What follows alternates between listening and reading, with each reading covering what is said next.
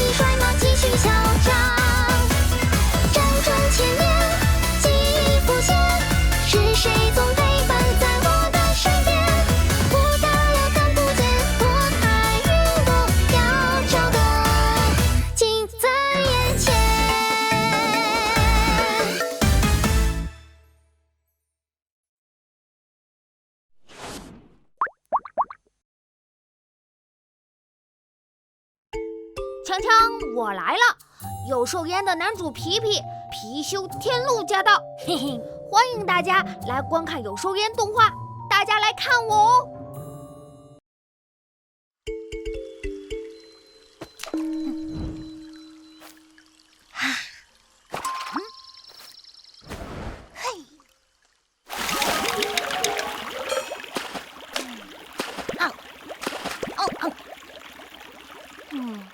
要是有条大鱼就好。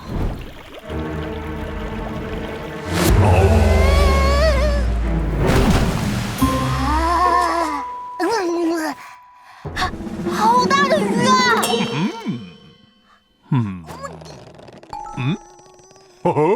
你这个小不点儿是撼动不了我这个吨位的。你就算把你爷爷奶奶叫来也没有用。好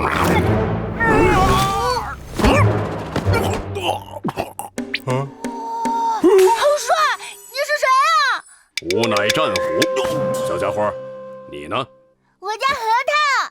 哦，看你与吾有几分相似，不如你认吾做干爹，吾定带你吃香喝辣。好啊，好啊。怎么这么吵啊？四老板，救命啊！干爹，你怎么走了？什么时候开饭？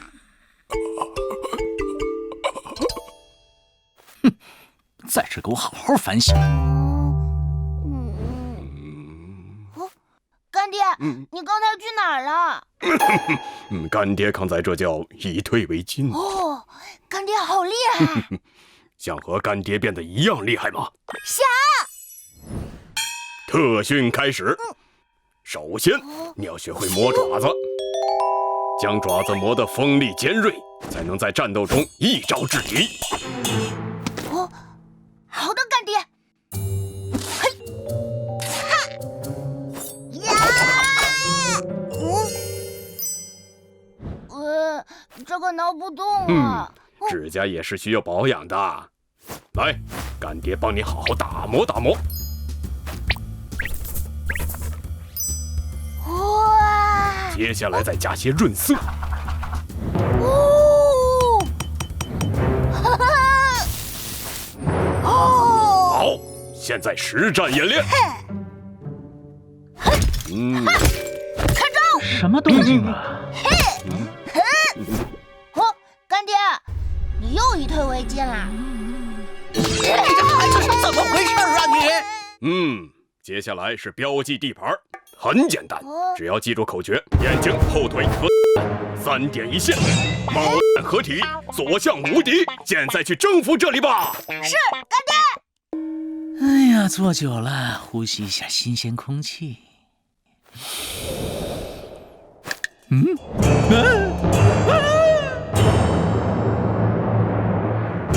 干爹，我圈完了，现在整座山都是核桃的地盘了。做得好。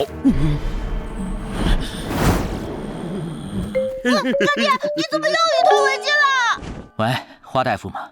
我预约一下摘球手术。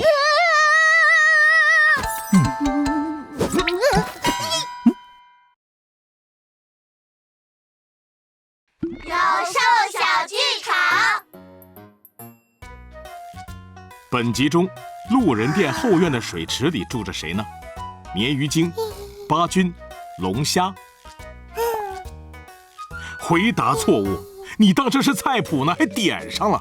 答案是鲶鱼精啊！鲶鱼精，在密云古城渔阳有个鲶鱼洞。相传上古时期，共工在与祝融的争斗中失败，流落到古渔阳。后来共工升仙，他手下的巨型鲶鱼精却留在了渔阳的白河中继续修炼。1039年，密云铲喘雷干，百姓纷纷烧香祈求鲶鱼精施云布雨。可鲶鱼精却趁人之危提出无理要求，见百姓不同意，他便兴风作浪。后来高僧纪晓堂受令制服鲶鱼精，用铁链将其锁在了密云北山上的锁妖洞里，还修建了一座普照寺。